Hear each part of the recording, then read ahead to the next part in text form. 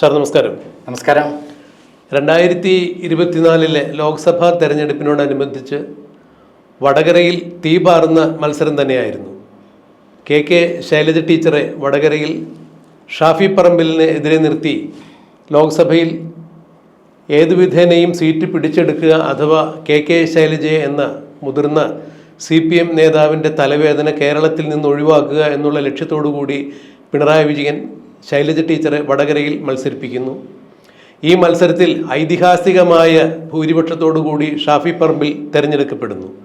എന്നാൽ ഷാഫി പറമ്പിലിൻ്റെ മത്സരം നടക്കുന്ന വേളയിൽ കാഫിർ സ്ക്രീൻഷോട്ട് എന്ന് പറഞ്ഞ ഒരു സ്ക്രീൻഷോട്ടുകൾ അവിടെ ഇറങ്ങിയുണ്ടായി. കാഫിർ വിവാദം ഉയർത്തിക്കൊണ്ട്, അതായത് പ്രത്യക്ഷത്തിൽ അത് ഷാഫി പറമ്പിലിന് എതിരെയാണ് എന്ന് തോന്നുമായിരുന്നു എങ്കിലും അത് പ്രതികൂലമായി ബാധിച്ചത് ശൈലജ ടീച്ചർ തന്നെയായിരുന്നു എന്ന് പിന്നീട് തെരഞ്ഞെടുപ്പ് ഫലപ്രഖ്യാപനം വന്നപ്പോൾ തിരിച്ചറിഞ്ഞു. എന്നാൽ ഇതിൻ്റെ പേര് LDF സർക്കാർ അന്ന് അന്വേഷണം നടത്തിയിരുന്നു. പിണറായി വിജയൻ മുഖ്യമന്ത്രിയായിരുന്ന സമയത്ത് അന്വേഷണം നടന്നു. എന്നാൽ യാതൊരു തരത്തിലും തെളിവുകൾ കണ്ടെത്താനായില്ല എന്ന് പറഞ്ഞുകൊണ്ട് ആ കേസ് പൂട്ടിക്കെട്ടുകയായിരുന്നു. 2026 നിയമസഭാ തെരഞ്ഞെടുപ്പിന് ശേഷം VD സതീശൻ മിന്നുന്ന ഭൂരിപക്ഷത്തോടുകൂടി മുഖ്യമന്ത്രിയായി അധികാരമേറ്റു. അതിനുശേഷം അന്ന് ഇടതുപക്ഷ സർക്കാർ കരുതിക്കൂട്ടി വൈരാഗ്യ മനസ്ഥിതിയോടുകൂടി UDF പ്രവർത്തകർക്കെതിരെ നടത്തിയ ജീവൻ രക്ഷാപ്രവർത്തനം ഉൾപ്പെടെയുള്ള കേസുകളിൽ തുടരന്വേഷണം നടക്കുന്നു. കാഫിർ സ്ക്രീൻഷോട്ടിലും തുടരന്വേഷണം നടന്നു. എന്നാൽ ആ അന്വേഷണം ചെന്നെത്തി നിൽക്കുന്നത് വടകരയിലെ DYFI ബ്ലോക്ക് കമ്മിറ്റി അംഗമായ ഒരു ജിതിൻ ഭാസ്കറിലാണ്. ആ ജിതിൻ ഭാസ്കറെ പോലീസ് അറസ്റ്റ് ചെയ്തിരിക്കുന്നു. ഈ കാഫിർ സ്ക്രീൻഷോട്ടുകളുടെ ആവിർഭാവം, അതിൻ്റെ ആരംഭവും ഒടുക്കവും തുടക്കവും എല്ലാം DYFI CPM പ്രവർത്തകരിലൂടെ തന്നെയായിരുന്നു. ഇപ്പോൾ അറസ്റ്റ് ചെയ്തിരിക്കുന്ന ജിതിൻ ഭാസ്കറിൽ നിന്നും പോലീസിന് വലിയ വലിയ വിവരങ്ങൾ കിട്ടിക്കൊണ്ടിരിക്കുന്നു. CPMൻ്റെ ഗൂഢാലോചനയുടെ ഫലം തന്നെയാണ് ഈ കാഫിർ സ്ക്രീൻഷോട്ട് എന്നുള്ളതാണ് ഇപ്പോൾ പുറത്തു വരുന്ന വിവരം. ഇത് സാർ ഉൾപ്പെടെയുള്ള ആളുകൾ നേരത്തെ തന്നെ വടകരയിൽ ഈ സ്ക്രീൻഷോട്ട് ഇറങ്ങിയ സന്ദർഭത്തിൽ തന്നെ ഇത് ഷാഫി പറമ്പിലിന് എതിരെ എന്ന് തോന്നിക്കുന്ന വണ്ണം പോത്തിനെ ചാരി എരുമയ്ക്ക് അടിക്കുക എന്നുള്ള ഉദ്ദേശത്തോടു കൂടി ശൈലജ ടീച്ചറിനെതിരെ വന്ന ഒരു രാഷ്ട്രീയ നീക്കമാണ് എന്നുള്ള തരത്തിൽ വാർത്തകൾ ചെയ്തിട്ടുണ്ടായിരുന്നു. മാറിയ സാഹചര്യത്തിൽ അന്ന് സാർ പറഞ്ഞ കാര്യങ്ങളെല്ലാം ഇപ്പോൾ ശരിയാണ് എന്നുള്ള ഒരു ബോധ്യത്തിലേക്കാണ് അന്വേഷണം നീങ്ങുന്നത്. എന്താണ് പുതിയ സാഹചര്യത്തിൽ സാറിന് ഇതേക്കുറിച്ച് പറയാനുള്ളത്? അത് നമുക്കറിയാം, 1000 സ്വർണ്ണപാത്രങ്ങൾ കൊണ്ട് മൂടി വെച്ചാലും സത്യം സത്യമായിട്ട് ഒരു ദിവസം പുറത്തു വരുമെന്നുള്ള ആപ്തവാക്യം 100% സത്യമായി വന്നിരിക്കുകയാണ്. കാഫിർ സ്ക്രീൻഷോട്ട് വിവാദത്തിൽ ഇപ്പോൾ വടകരയിൽ ഷാഫി പറമ്പിലിനെ തോൽപ്പിക്കുകയല്ല, വൻ ഭൂരിപക്ഷത്തിന് ജയിപ്പിക്കുക എന്നുള്ള ലക്ഷ്യത്തോട് കൂടിയിട്ടാണ് പിണറായി വിജയൻ ഇങ്ങനത്തെ കുതന്ത്രങ്ങൾ ചെയ്തിട്ടുള്ളത്. അതിനായിട്ട് ചില ടീമുകളെ തന്നെ പിണറായി വിജയൻ ഏർപ്പെടുത്തിയിരുന്നു.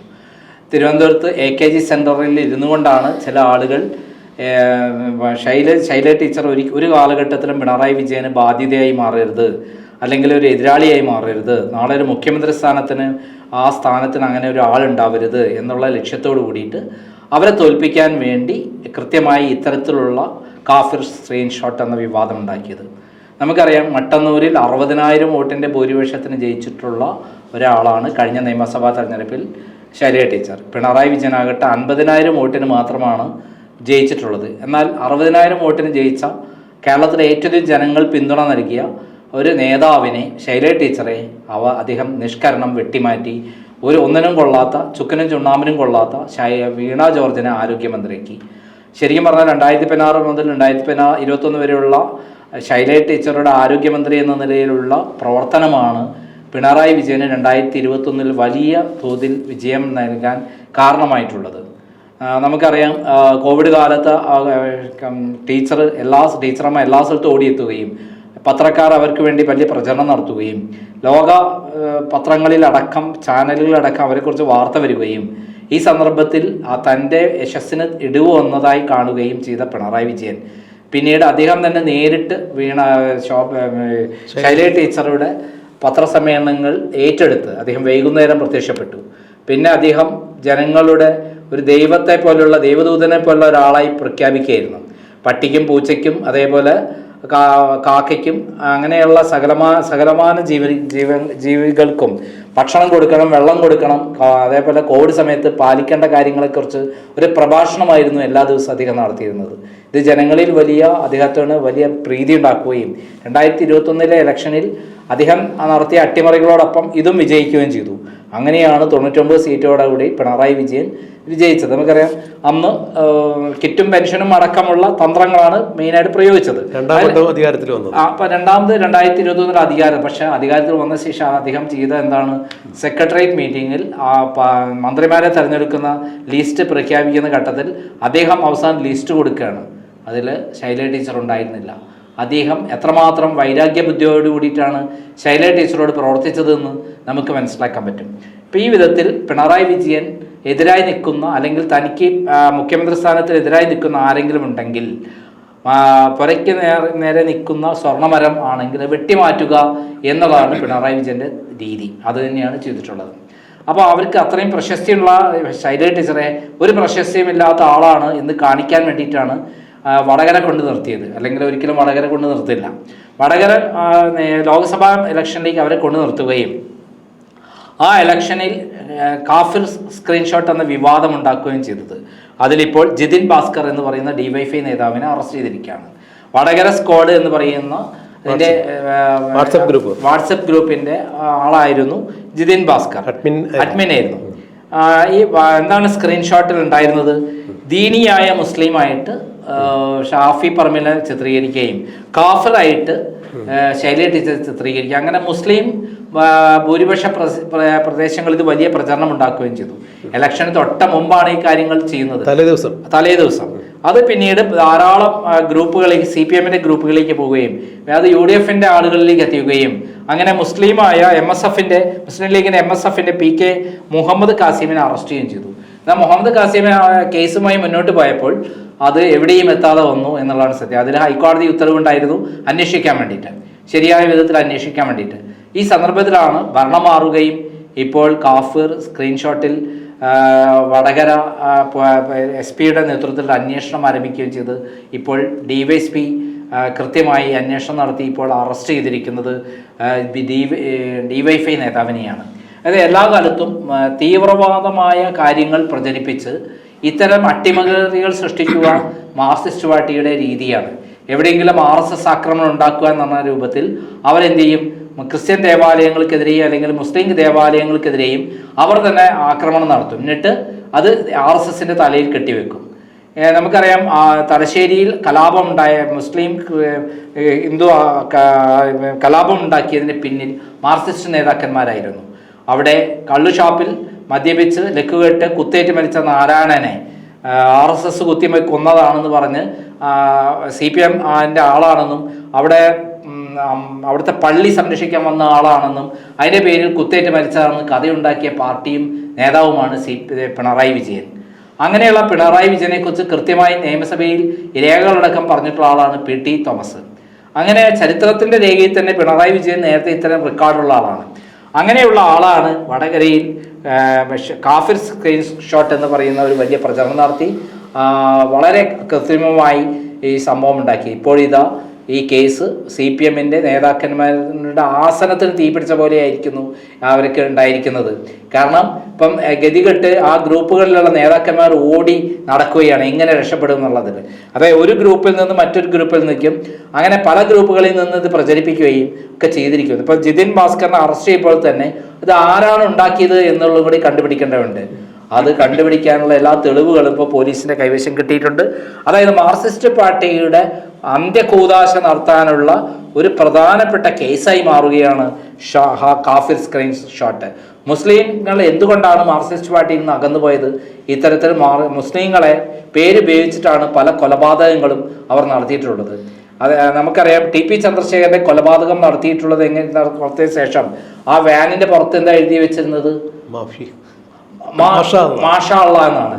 അതായത് മുസ്ലിം തീവ്രവാദ ഗ്രൂപ്പ് വന്നിട്ട് TP ചന്ദ്രശേഖരെ കൊന്നു എന്ന് കാണിക്കാൻ വേണ്ടിയിട്ടാണ് അങ്ങനെ ചെയ്തത്. അന്ന് അന്വേഷണം നടത്തിയുള്ള ആളാണ് ഇന്നത്തെ കോഴിക്കോട് SP ഷൗക്കത്ത് അലി യഥാർത്ഥ അന്വേഷണം നടത്തി. അങ്ങനെ യഥാർത്ഥ പ്രതികളെ കണ്ടെത്തി.